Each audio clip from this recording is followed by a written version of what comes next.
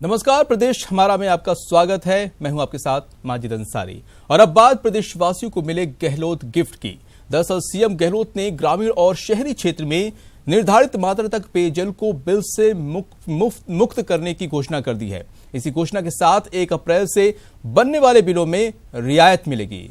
ग्रामीण क्षेत्र की 2 करोड़ 8 लाख लोगों को इसका लाभ मिलेगा, वहीं शहरी क्षेत्र की 56 लाख की आबादी को इसका फायदा मिलेगा। प्रदेश की जनता को 168 करोड़ रुपए की बचत होगी। बड़ी संख्या में लोगों को बिल जमा कराने के झंझट से मुक्ति मिलेगी।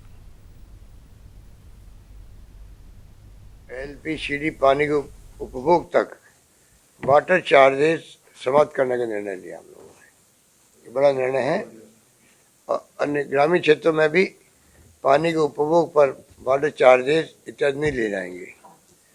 इससे करीब 2 करोड़ 8 लाख जनसंख्या लाभान्वित होगी, ये तो गांव के लिए। इसी प्रकार शहरी क्षेत्रों में मीटर कनेक्शन पर या मीटर चालू हालत में वहां प्रति कनेक्शन 15 केएल मासिक उपभोग तक वाटर चार्जेस समाप्त करने का निर्णय लिया गया।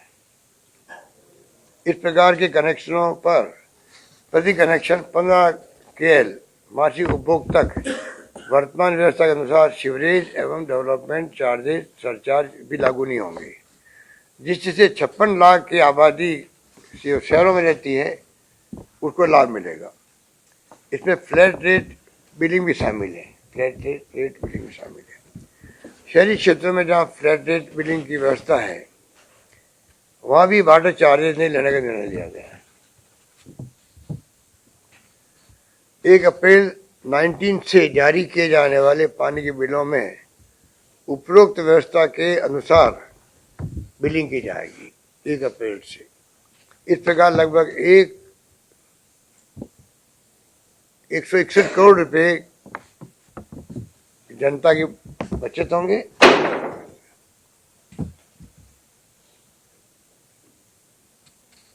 161 करोड़ रुपए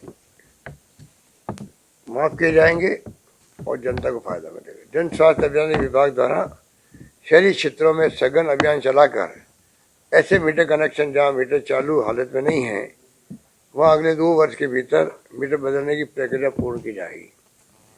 मीटर चालू हालत में आने के बाद ऐसे चालू मीटर वाले शहरी कनेक्शनों पर भी प्रति कनेक्शन 15 केएल मासिक उपभोग तक कोई वाटर चार्ज नहीं ले रहा।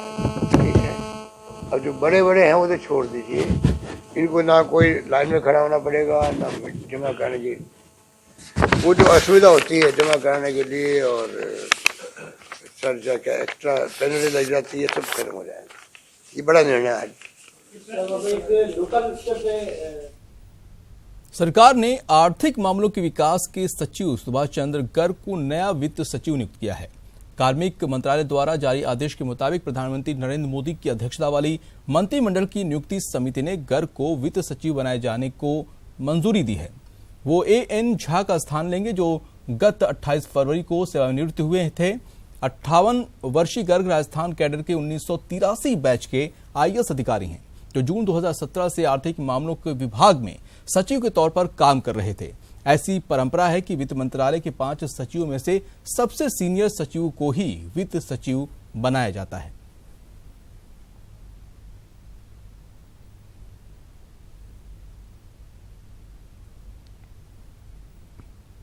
और अब बात जयपुर की, जहां एसीबी ने 75 लाख रुपए की रिश्वत के साथ एक दलाल को गिरफ्तार किया है, जबकि आरोपी सीबीआई इंस्पेक्टर फरार हो गया है।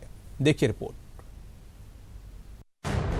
जयपुर एसीबी की गिरफ्त में आए शांतिलाल नाम का ये वो दलाल है जो सीबीआई इंस्पेक्टर प्रकाश चंद्र के साथ मिलकर रिश्वतखोरी कर रहा था। लेकिन सीबीआई इंस्पेक्टर की पाप की कमाई का एसीबी ने पर्दाफाश कर दिया। जो दलाल हैं, जिनका नाम है शांतिलाल दलाल के जरिए सीबीआई के इंस्पेक्टर प्रकाश चंद्र ये कोशिश कर रहे थे कि हमारे परिवादी से पैसे मांगे।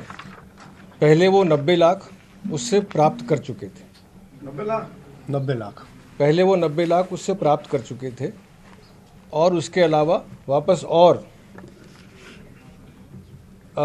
इस बात की कोशिश कर रहे थे कि पैसे और मिल जाएं, 90 लाख और मिल जाएं, 60 लाख और मिल जाएं, इस प्रकार की कोशिश कर रहे थे।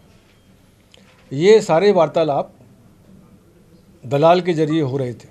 तो सुना आपने सीबीआई इंस्पेक्टर प्रकाश चंद किस तरह एक दलाल के जरिए अपना जमीर और फर्ज बेचकर रिश्वतखोरी के खेल में लगा था। एसीबी ने आरोपी इंस्पेक्टर प्रकाश चंद के बारे में सीबीआई के अधिकारियों को भी जानकारी दी, जिसके बाद एसीबी और सीबीआई की टीम इंस्पेक्टर प्रकाश चंद के घर की तलाशी लेने पहुंची। सीबीआई और एसीबी के अधिकारी उसी सीआई के घर प्रकाश चंद के घर पर हैं और जो कि सर्च का काम जोरों पर चल रहा है, क्योंकि जैसे ही आरोपी प्रकाश चंद को इस संबंध में जानकारी मिली कि एसीबी द्वारा उसके दलाल शांतिलाल को गिरफ्तार कर लिया गया है, उसके पास से 30 लाख कैश और 45,000 रुपए के सेल्फ के चेक बरामद हुए हैं। उसके बाद से प्रकाश चंद फरार हो गया और सीबीआई के अधिकारी भी उसके आवास पर पहुंचे। इसके अलावा और जगहों पर जहां पर उसके होने की संभावना है, सभी जगहों पर दबिश दी जा रही है। आइए अब आपको बताते हैं एसीबी ने आरोपी सीबीआई इंस्पेक्टर प्रकाश चंद की रिश्वतखोरी का कैसे पर्दाफाश किया। एसीबी के डीजी आलोक त्रिपाठी के मुताबिक आनंद भवन गृह निर्माण समिति से संबंधित मुकदमे को हटवाने की एवज में सीबीआई इंस्पेक्टर प्रकाश चंद ले रहा था रिश्वत। परिवादी ने एसीबी को प्रकाश चंद के खिलाफ रिश्वत लेने की शिकायत की। सीबीआई इंस्पेक्टर प्रकाश चंद परिवादी के 3 मामलों में जांच अधिकारी था। मुकदमे में फंसाने की धमकी देकर प्रकाश चंद परिवादी से 90 लाख रुपए रिश्वत ले चुका था। इस बार इंस्पेक्टर प्रकाश चंद दलाल शांतिलाल के जरिए परिवादी से 75 लाख रुपए रिश्वत मांग रहा था। एसीबी ने जाल बिछाया और दलाल शांतिलाल को 75 लाख रुपए रिश्वत के साथ गिरफ्तार कर लिया। आरोपी सीबीआई इंस्पेक्टर प्रकाश चंद की तलाश जारी है। मुमकिन है जल्द ही करप्शन का इंस्पेक्टर कानून की गिरफ्त में आ जाएगा। राकेश कुसाई, न्यूज़ 18 राजस्थान, जयपुर। उदयपुर कोर्ट ने पूर्व आयुक्त आरएएस महावीर खराड़ी और पूर्व सीईओ आईएएस जोगाराम जांगीड़ के खिलाफ बहुत ही अजीबोगरीब फैसला सुनाया। दरअसल कोर्ट ने पहले तो दोनों अधिकारियों के खिलाफ 1 महीने के कारावास की सजा सुनाई। इसके बाद शाम तक दोनों अधिकारियों को सजा पर 1 महीने का स्टे भी दे दिया। जानकारी के मुताबिक दोनों अधिकारियों पर सड़क चौड़ी करने के नाम पर सालों पुराने मकान पर तोड़फोड़ करने का आरोप है। फिलहाल नगर निगम के वकील अशोक सिंघवी ने इस आदेश के बाद सजा पर रोक लगाने और अग्रिम कार्रवाई के लिए मौका दिए जाने का प्रार्थना पत्र कोर्ट में पेश कर दिया है। चंद्र सिंह वगैरह और चंद्र सिंह करके कंटेम्प्ट पिटीशन पुराने टाइम से चल रही थी। उस पिटीशन के अंदर आज आदेश पारित कर सिविल जेल 1 महीने की सिविल जेल का आदेश, साधारण कारावास का आदेश पारित किया माननीय न्यायालय ने कंटेम्प्ट पिटीशन के तहत। उस कंटेम्प्ट पिटीशन के अंतर्गत हमने आज वापस एक एप्लीकेशन लगाई, 151 सीआरपीसी की एप्लीकेशन लगाकर उक्त निर्णय के स्थगन का आदेश को आगे तक प्रस्तावित करने के लिए कहा।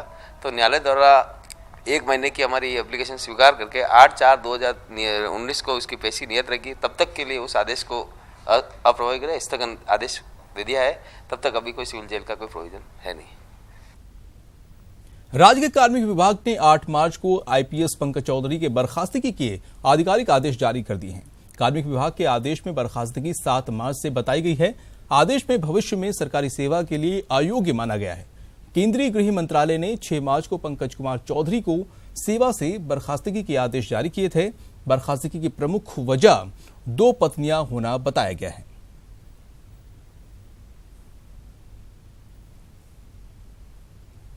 राज्य सरकार ने गुर्जर आरक्षण के मामले में सभी विभागों को एमपीसी का 5% आरक्षण तत्काल सुनिश्चित करने के निर्देश दिए हैं। सरकार ने इसके लिए कार्मिक विभाग को राज्य स्तरीय नोडल अधिकारी बनाया है। कार्मिक विभाग के संयुक्त सचिव को नोडल अधिकारी बनाया गया है। कार्मिक विभाग द्वारा जारी आदेश में कहा गया है कि सभी विभाग समस्त प्रक्रियाधीन भर्तियों में तत्काल आरक्षण लागू करें और उसकी क्रियान्वित भिजवाएं।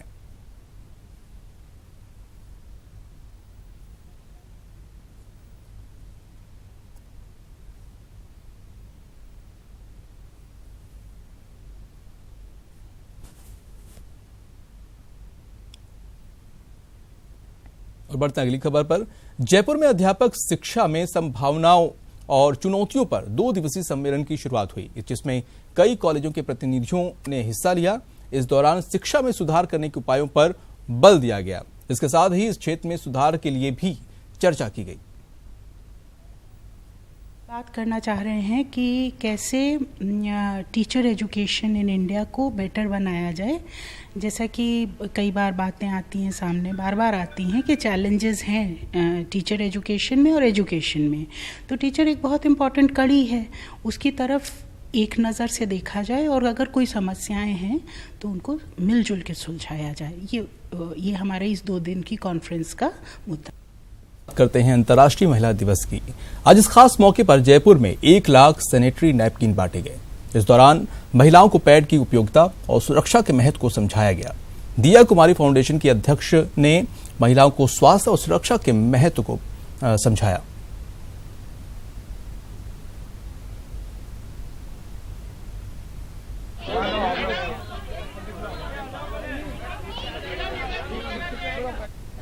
सेलिब्रेट कर रहे हैं और आज कच्ची बस्ती में आके जो ये मेंस्ट्रुअल हाइजीन के बारे में सभी महिलाओं को बताया और जो फ्री सैनिटरी नैपकिन है उसको भी डिस्ट्रीब्यूट किया मैंने अपने फाउंडेशन से। बहुत ही अच्छा लगा। कई बातें भी सामने आई, इनकी कई छोटी मोटी प्रॉब्लम्स हैं, उनके बारे में भी चर्चा की और एक फ्री डेंटल कैंप भी था। और एक और जगह इससे पहले हम लोगों ने विद्यानगर में किया था, वहाँ पर जो वुमेन्स मेडिकल कैंप भी था और ये सेम प्रोग्राम था। मुझे लगता है बहुत ज़रूरी है महिलाओं को इस बारे में अवेयर भी होना चाहिए और ये जो इसके साथ जो स्टिग्मा है, जो लोग शर्माते हैं और कई बार झिझकते हैं, तो ये जो झिझक है ना, इसे हमें बिल्कुल हटाना होगा और मीडिया को भी इसको पूरी तरह से हाईलाइट करना ज़रूरी है क्योंकि हमारी जब विमेंस हेल्थ में ये एक बहुत ही बड़ी चीज़ है कि अगर हम लोग हमारे मेंस्ट्रुअल हाइजीन के बारे में ध्यान नहीं देंगे ना तो कई प्रॉब्लम्स वहीं से निकलती हैं। Women problem. बात करेंगे झुंझुनू की आशा झाझड़िया की, जिन्होंने साल 2017 में माउंट एवरेस्ट फतेह किया था। आशा इस चोटी को फतेह करने वाली पहली महिला सिविलियन है। इस जाबाज से बात की हमारे संवाददाता महेश दाधीच ने, आप भी सुनिए। माउंट एवरेस्ट फतेह करने वाली प्रदेश की पहली महिला आशा झाझड़िया को आज राज्य सरकार ने सम्मानित किया है। महिला दिवस पर उनकी इस उपलब्धि के लिए प्रदेश भी उन पर गौरव करता है। हमारे साथ वे इस समय बातचीत के लिए मौजूद है, उनसे जानते हैं सबसे पहले तो इस सम्मान के बारे में वे क्या कहेगी और उसके साथ ही उनसे ये भी जानेंगे कि उनकी यात्रा कैसी रही। आज 108वां महिला दिवस था, राज्य सरकार ने सम्मानित किया। महिला दिवस पे किसी महिला को सम्मान मिलना सरकार द्वारा बहुत बड़ा गर्व की बात है। मैं बड़ा गौरवान्वित महसूस कर रही हूँ कि मेरे प्रदेश ने मुझे सम्मानित किया। प्रदेश की आप पहली महिला हैं जिन्होंने कि माउंट एवरेस्ट की ऊंची चोटी पर फतेह हासिल की है। यह गौरवमयी पल जब था तो किस तरह से आपको अनुभूति रही, किस तरह से आपने महसूस किया? मैं इस सफ़र के लिए जब निकली थी तो थोड़ा मन में डर था, होगा नहीं होगा, पर जब मैंने इस मिशन को पूरा किया, एवरेस्ट की चोटी पे मैं जब अपनी सरकार राजस्थान प्रदेश जिसमें बेटियों का रेशियो काफ़ी कम है और महिलाएं भी काफ़ी कमज़ोर हैं, तो बेटी बचाओ बेटी पढ़ाओ महिला सशक्तिकरण का लोगो अपने तिरंगे के साथ लहराया था। उस टाइम मुझे वाकई में बहुत खुशी थी और मुझे पूरा विश्वास था कि जब मैं ये मिशन पूरा करके अपने प्रदेश में आऊँगी तो मुझसे बहुत औरतें मिलके प्रभावित होंगी और उनकी ज़िंदगी के शायद मकसद जो अभी तक वो हताश थे बिल्कुल बदल जाएंगे। 8,850 मीटर की ऊंची चोटी को फतेह करना यूँ तो आसान नहीं है और महिला होने के नाते चुनौती ज़्यादा होती है। ऐसे में किस तरह का मैसेज आप देना चाहते हैं इस अचीवमेंट के बाद में, जो और भी महिलाएं हैं जो इस क्षेत्र में आगे आ रही हैं या फिर और भी जो विभिन्न क्षेत्रों में काम कर रही हैं उनके लिए? पहली बात तो औरत को कभी भी कमज़ोर अपने आप को महसूस नहीं करना चाहिए जो अपने आप में अंदर से महसूस करती हैं, क्योंकि औरत नारी शक्ति एक ऐसी शक्ति है जो पूरी कायनात को बदल सकती है। अपने सपने को बस आप ज़िंदा रखिए, अपने आप को अंदर से कभी टूटने ना दीजिए। कोई भी परिस्थिति, कोई भी समाज की रुकावटें, किसी भी तरह के हालात आपको कभी नहीं हारने देंगे। चाहे उम्र का कोई भी पड़ाव हो, आप ज़रूर अपने सपने को पूरा करोगे, बस उसे ज़िंदा रखना ज़रूरी है। लेकिन आशा जी, जिस तरह से आज भी हम देखते हैं कि प्रदेश में ही, हमारे राजस्थान में ही अंधविश्वास जैसी बातें सामने आती हैं, दहेज की बातें सामने आती, घरेलू हिंसा के मामले सामने आते हैं, तो ये बहुत ज़्यादा डराने वाले हैं। महिलाओं के लिए ख़ास तौर पर इनसे रोज़ चुनौती पाना बहुत मुश्किल होता है। ऐसे हालातों में किस तरह से महिलाएं मुकाबला करें, क्योंकि एक दिन हम महिला दिवस ज़रूर मना लेते हैं लेकिन महिला को हर दिन चुनौती झेलनी है, उसके लिए किस तरह से आप कहती हैं कि उन महिलाओं को कैसे मजबूत होना चाहिए? देखो, ये चुनौतियां तो औरतों के लगभग सभी की ज़िंदगी में आते हैं, कोई बड़ी बात नहीं है, पर नामुमकिन कुछ नहीं है जब तक आप कुछ नहीं टूटोगे। समय ज़रूर लगेगा, समाज में आपके परिवार के जो भी दहेज के लोभी है सब परेशान ज़रूर करेंगे, पर अगर आप में विश्वास है और आपको पता है कि आप सब कुछ बदल सकते हो, और आप अपने हालात सुधार सकते हो, तो आपका पूरा समाज, और अभी तो सरकार ने इतनी पॉलिसीज चला दी, इतने। तो महिलाएं अगर ठान ले तो हर मुश्किल हालात में भी वे अपनी फतेह हासिल कर सकती है, और कुछ इसी कदर माउंट एवरेस्ट पर फतेह हासिल की है आशा झाझड़िया ने। कैमरा पर्सन रमाकांत के साथ महेश दाधीच, न्यूज़ 18 जयपुर। अंतर्राष्ट्रीय महिला दिवस के मौके पर जगतपुरा की विवेकानंद ग्लोबल विश्वविद्यालय में मैराथन का आयोजन किया गया। मैराथन में कॉलेज विद्यार्थियों ने बढ़ चढ़कर हिस्सा लिया। करीब 1500 विद्यार्थी इस मैराथन दौड़ में शामिल हुए। मैराथन का शुभारंभ प्रोफेसर डॉक्टर प्रवीण चौधरी ने झंडा दिखाकर किया। इस मैराथन का मकसद समाज की महिलाओं के स्वास्थ्य के प्रति जागरूक करना था। मैराथन दौड़ में पहले स्थान पर कुमारी दीप्ति मीना और रमेश कुमार रहे, जिन्हें पुरस्कृत किया गया।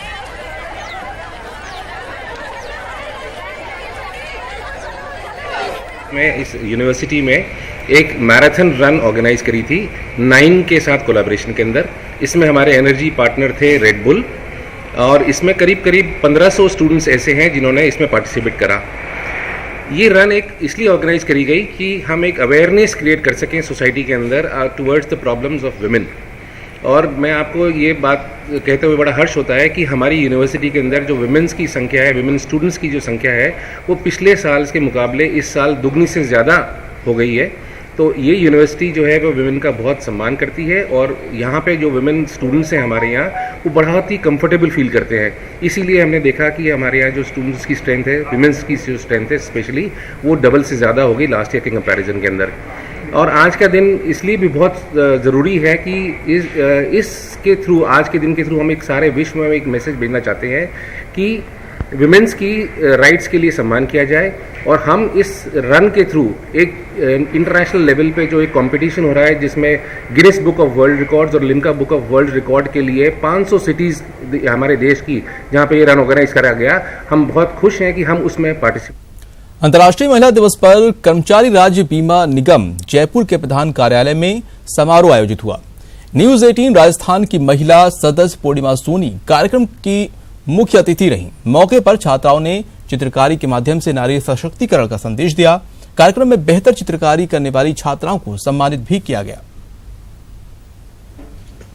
अंतर्राष्ट्रीय महिला दिवस के अवसर पर ये पूरे देश में ही नहीं बल्कि विश्व में ये कार्यक्रम आयोजित किया जा रहा है, और इसी परिप्रेक्ष्य में हमने आज क्षेत्रीय कार्यालय राजस्थान जयपुर में इस कार्यक्रम को आयोजित किया गया है। और इस कार्यक्रम के तहत हमने जो हमारे जयपुर की आनंदी लाल मुख बघीर स्कूल की छात्राएं हैं, उनको हमने सादर आमंत्रित किया, और उनके द्वारा यहाँ पर एक पेंटिंग का आयोजन किया गया। और इस पेंटिंग के माध्यम से उन्होंने अपने एक जो महिला सशक्तिकरण है, या बेटी पढ़ाओ बेटी बचाओ, इस तरह के जो योजनाएं हैं, इसके बारे में इन्होंने अपने जो पेंटिंग के माध्यम से इसको दर्शाया है। और इसमें स्काउट गाइड की जो छात्राएं इन्होंने भाग लिया। उधर प्रदेश में रोडवेज की ओर से भी अंतर्राष्ट्रीय महिला दिवस पर बसों में महिलाओं के लिए निःशुल्क यात्रा की सुविधा दी गई। बीकानेर में सुबह से केंद्रीय बस स्टैंड पर बड़ी संख्या में महिलाओं ने बसों से यात्रा की, और बीकानेर डिपो मैनेजर इंदिरा गोदारा ने बताया कि निःशुल्क यात्रा को देखते हुए कई मार्गों पर महिलाओं के लिए अतिरिक्त बसों की व्यवस्था भी की गई है।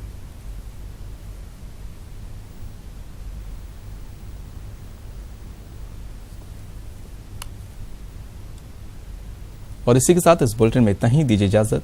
नमस्कार।